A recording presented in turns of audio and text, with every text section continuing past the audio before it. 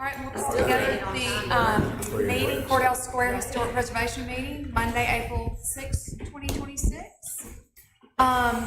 We need to approve the agenda. Is there a motion? So moved. Second. All in favor? Aye. Opposed? We need to approve the minutes for February 2026. So moved. Is there a second? All in favor? Aye. All right, public hearing. We'll go to case 487. I think, yeah, Kate's gonna present. Who's on the line? That's our conference line, so it's related to running the meeting. Oh, okay. All right, just curious. It's us. Yeah, Who's that guy back there? yeah, it's Bryce. Yeah. Okay. The applicant seeks approval for a new mixed-use building at 1006 Jefferson Avenue. So that's the LaRousse building. The demolition of the existing building on the site was not approved by this commission after a motion to demolish failed at the February meeting. That case was appealed to the Mayor and Board of Aldermen, who voted to overturn the commission's decision and to allow for the demolition at their meeting on March 3rd, 2026. So as the demolition was approved by the Mayor and Board of Aldermen and will be carried out, the commission will now review the plans for new construction. I say now, but they've already been discussed at the past 3 hearings related to this project. The plans were discussed as part of the complimentary review and the 2 public hearings previously. The plans are unchanged since the commission last viewed and discussed them at the February commission meeting. The applicant proposes a 3-story building, 4 in some areas with the included basement, with a rooftop lobby and terrace. And so we noted the recommendations from the design guidelines that the considerations for commercial structures recommend that new commercial buildings are evaluated to be compatible with the scale, massing, and form of existing historic buildings on the block. Recommendations include to design the height of the new building to be consistent with other buildings on the street. The height of the new building should be within 10% more or less of the average height of buildings on the street. The architectural features of the new building should be aligned with those of nearby historic buildings, including floor-to-ceiling heights, cornice laminate windows, and door heights and foundations. Material recommendations are to use materials and exterior finishes that complement the historic building, such as brick. Staff finds that the proposal is compatible with many of the principles for new construction articulated in the guidelines. The materials, which are cast stone, brick, aluminum storefront, and clad windows, are compatible with both the historic and new construction buildings in the district. The pedestrian-oriented storefront with single-door entries that include transoms and side lights is compatible with the existing storefronts on the square. And the massing, which is a simple block with a regular rhythm of windows and doors and projecting awnings to delineate the ground floor commercial and upper balcony spaces, is appropriate within the context of the district. It's less clear if the height of the new building is appropriate based on the design guidelines and should be a point of discussion for the commission. The building meets the requirements of the Land Development Code related to the number of floors, height, and floor area ratio. There are 1- and 2-story residential and commercial historic structures, including the Isom House along Jefferson Avenue. However, the other adjacent, the eastern neighbor, is the city parking garage, which is 3 stories. The recently approved project across the street, which is actually in the residential historic district, is also 3 stories, as well as a 1000 Jefferson Avenue condo building. The proposed building would tip this balance of the portion of the street with 2 1-story buildings in between 2 3-story buildings, further into the larger commercial scale of the square, which contrasts the adjacent residential neighboring district. As the street is mixed, the commission may find that the new building is appropriate given the current context of the street. So staff's recommendation, staff finds that the new building is compatible in style and materiality with the district and meets the recommendations of the guideline for those elements. The commission must determine if the very nature of the surrounding buildings is such that flexibility in the guidelines related to height is warranted. So I'm happy to answer any questions that you guys have, and then the applicant is here. Any questions? I've got a procedural question. Uh-huh. When you say they overturned our decision, did they give us any direction? I mean, they overturned us on appeal. What did they tell us to do? To evaluate the new building. Okay. With any instructions? No, I don't believe so. Okay. Do you remember? There wasn't a ton of discussion. Okay. Did they cite any reason why they overturned us? No. Okay. No, there was no edict given. Okay. All right. Did they know about this height differential in the building when they took this issue up? Did they know? Yeah, the plans for new construction were attached with the case file, as well as our staff reports, which are very similar to the one I just read. Okay. And So they had links to the dialogue from the prior commission meeting, so they were able to kind of listen in on that. And given the level of discussion that took place about the design, I think staff took the position also that this should come back to, the design should come back to the commission for approval. So that way the design's fully done. okay. But they had before them the issue of whether there might be some variation in height. Yes. Yeah. Okay, so that was before them. They punted it back to us, correct? Well, I guess you could say that, but we asked them to decline because the design is the purview of this commission rather than the Board of Aldermen, and there was no vote at this commission on the design. So that's why we requested that it be returned to your review. Okay. When is their agenda set each month? The Thursday prior to the meeting. Thursday prior to the, Tuesday meeting? Yes. Okay. All right, thank you. Just another procedural question, not really regarding this at all, but so they've approved a demolition and you can demolish it tomorrow, but we hadn't approved a plan yet. Yes. So is this sort of It's sort of outside of the commission wouldn't normally do that, but yes, the mayor and board have approved the demolition. right? Yeah. No, I'm just But saying. I think we made it contingent on the plans for new construction. I'm not really talking Yeah. about this case in particular, but like the 208, Yeah. approved demolition. Yeah, let and me a plan, check. but the plan never happened. Yeah, the staff recommendation was that if the mayor and board do overturn the decision of the commission regarding the demolition, that the COA for the new building is heard and approved by the Courthouse Square Commission. So in a sense, it is contingent. Okay. Yeah, maybe another way to put it is if they approve the demolition without a building being approved. So in effect, it kind of violated the ordinance in itself. Is that what you're trying to relay? Yeah, I mean, That's what I not thought. regarding this, it doesn't have to be about this or not, but I was just wondering if they approved demolition without a building approval, which I thought was the whole point. But I think in sending the design back to the commission, they made clear that there is to be a building built there. Yeah. But I hear what you're saying. Yeah. No, because it says it has to be approved at the time demolition is to occur. So it's inconsistent with the ordinance. Okay. Yes. Okay. But, would you, well, we can talk about it. No, I mean. So, I mean, at the procedural, last I don't know meeting, about even what though we're doing. we denied the demolition, we probably should have approved. Should we have approved the building first and then? Well, I hear what you're asking, but when this Yeah. has come up before in the residential district, there was a case where there was a demolition proposed and the commission didn't take any action on new construction and the board chose to approve it without, and that design wouldn't necessarily have made it through design review with the commission. So that's why it was our preference that the design be returned to this commission.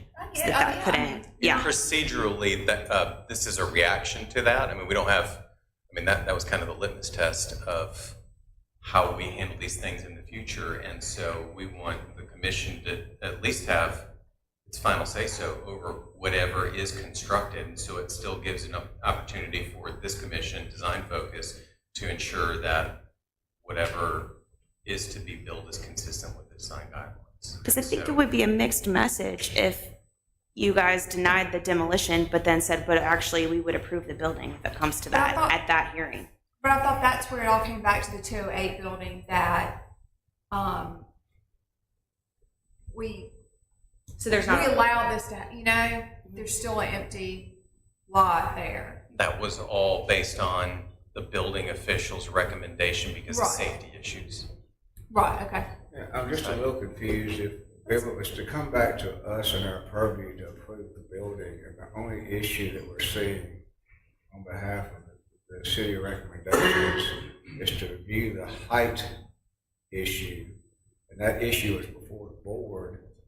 Why didn't they take up the whole thing? Right. Why are we here?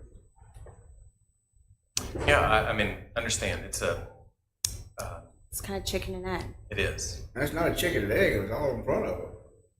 But then they would be usurping the authority of this They commission. just already have it Yeah. of appeal. that's their province to do that. But my point is the only issue I see in these papers is that we have a problem, potential problem about height. That issue is before the board that overturned this board. Yeah, I appreciate that, and I think that that's a fair point, Andy, because that's the only issue that may exist in this particular application. It's not to say in a future application there weren't a whole host of issues, which is similar to maybe something that we've experienced in the residential district, where maybe it was mass scale, materiality, design, overall architectural style, completely inconsistent. This is maybe pared down, and y'all have done an awful lot of, you've had a lot of conversations about materiality, and you've talked about scale, and some things have been impacted based on those prior conversations through complementary, the first hearing. So, and I think we've been consistent in the scale and the massing. Yeah, the recommendation hasn't changed. That hasn't changed on those things. So, well, and it's not even really a recommendation. It's here's where this plan differs from the design guidelines, and that's up to the commission to decide. Okay. Again, it was all before them. Yeah. They could have made the call. We're here now. We'll hear it, but we'll make sure I understood exactly what went on. Yeah. And exactly what our directive was, or not. Okay. Yep. Thank you, Kate. Sure.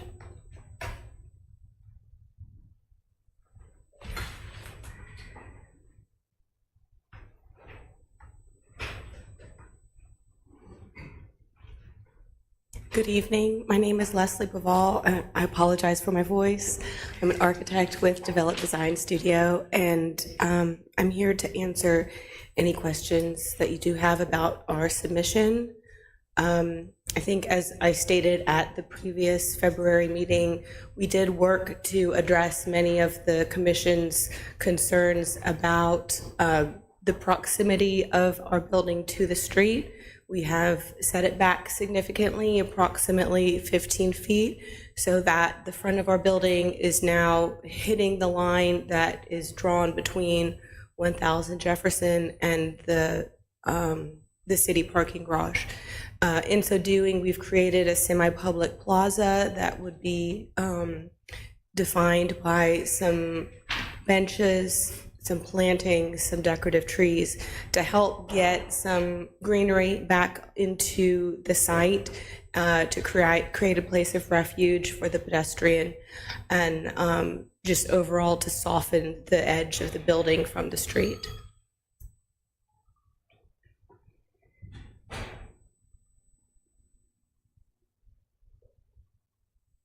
So the height of the distance for the setback is an additional 15 feet from where you were? Approximately, yes. Previously, we had shown the building at the same setback as the new construction that's going on roughly across the street, and now it's been set back, approximately 15 feet from there to create that semi-public pedestrian plaza. Just asking, could it be set back more if need be, or is that you're at your limit there? I think in the situation where we determined to set it back was to help create that urban line between the existing structures, so that it wasn't creating sort of a hollow place on the side of the streetscape. And rather sort of creating a softer urban wall. Help me with these height variations. Which one's taller, the garage or the building in issue? So by our best approximation, the very technical counting of bricks and photographs, ours is approximately the same height at within inches or so of the top of the garage, with, when I say ours, I mean the main roof line of the parapet, with the main roof line of the top of the garage, with the stair tower sort of cupola element of the garage being higher than that, and the elevator tower and lobby of ours being higher than that. So Exactly where they're hitting, I'm not entirely sure, but they are very close to each other in both of those elements, with the strong line of the parapet being similar and the strong element of the vertical being similar. Okay, let me dumb this down for me. Basically, the height of the building and the new proposed building is the same. All the extra stuff on the top is taller. Yes. Okay, Yes. all right. Let's go across the street. How does that work there? So across the street, it's again the same height as the main part of the building. It does not have the extra stuff across the street. Okay. But if you go further down Jefferson Avenue across the street at the Graduate, it is taller than both of those because it has the 4 stories along sort of both sides, both Lamar and Jefferson. So the proposed building is within the averages of the street as the whole, especially in consideration with the condominium building across the street from the Graduate. So when you enter the sort of official downtown area, you have buildings that are approximately the same height as what we have proposed throughout that portion of the street. So is there anything, including the Graduate, taller than this highest point of this new building? And not that I don't believe so. Okay. So the trees are gonna be gone. There's not anything that blocks that except the garage, right? If I'm coming from East Jackson to West Jackson, Jefferson. Yes. That garage is not gonna block the top, is it? Well, perspectives are tricky. I think from a vehicle or pedestrian point of view, as you're going past the Graduate and continuing down, toward the middle, the school there, you will gradually begin to see it, but you won't see it to begin with. You'll see the chevron, you'll see the garage, and as you continue to get closer, you'll see the elevator. We purposefully put it significantly far back from the front of the site for that purpose. And you can see from the bottom perspective, even at approximately where the bank is right now, looking kitty corner across the street, the garage is still hiding the mass of that elevator tower.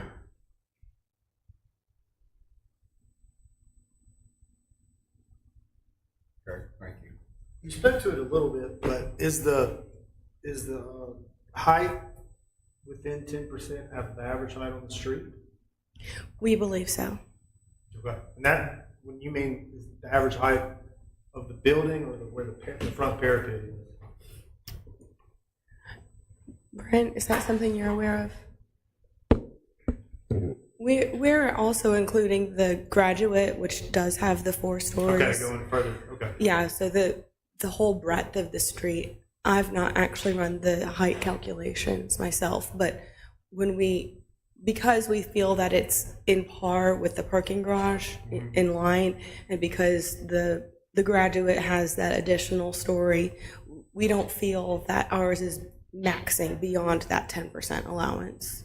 We feel that it's at the same level, if not a little shorter, but even if it's a little higher, we feel that it's very comfortably within that 10% allowance. Okay. Why'd y'all decide to put the elevator tower on the east side rather than the west side? So it's actually on both sides, I think, Oh. the height of the element, because we have egress stairs on the other side. Okay.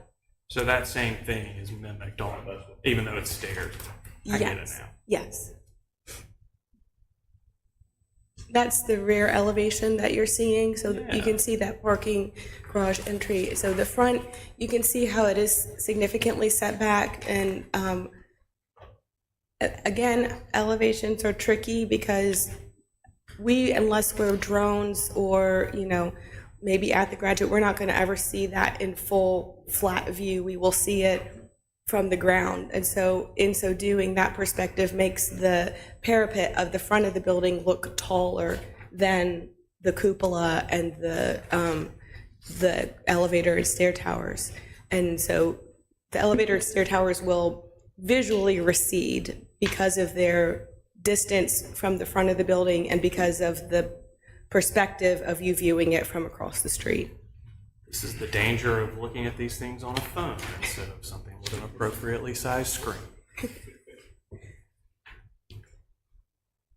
And if we look at a side elevation, that will give you an idea of how far back it is from the front. So in this elevation, the front is on the left-hand side, and you can see that the highest point is a good 2/3 back of the building. There are, that's not measured, I don't have the measurement, but there are several, so even just the cupola is 42 feet in front of that, and then that is another roughly 30 to 40 feet in front of that. So those taller elements are approximately 70 to 80 feet back from the front of the building.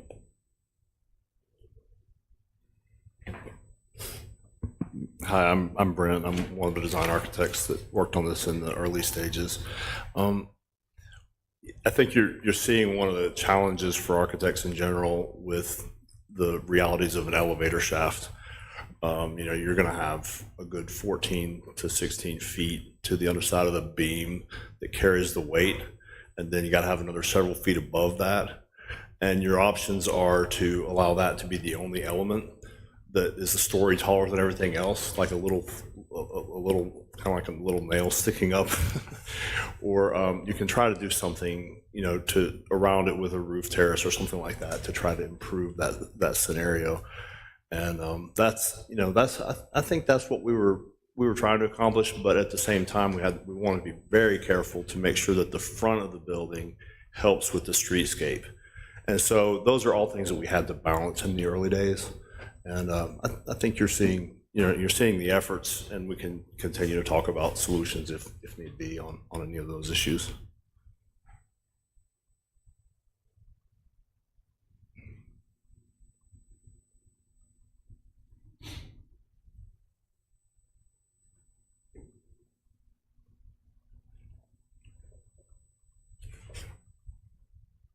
Any other questions, discussion?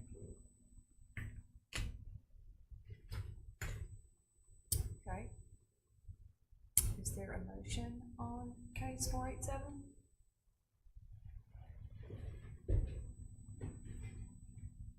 I move that we approve it. Is there a second? I second. Okay. All in favor? Opposed? Aye.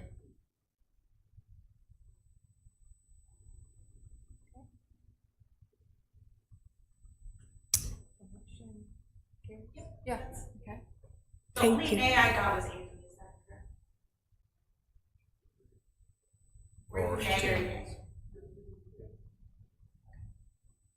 Thank you all. Thank you. Thank you. Thank you.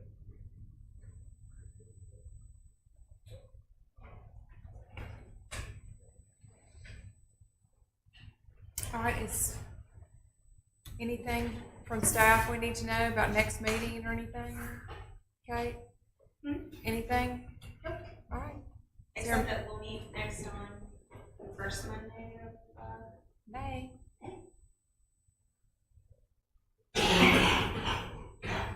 which will be May 4th. May 4th. All right, is there a motion to adjourn? So moved. Second. All in favor? Aye.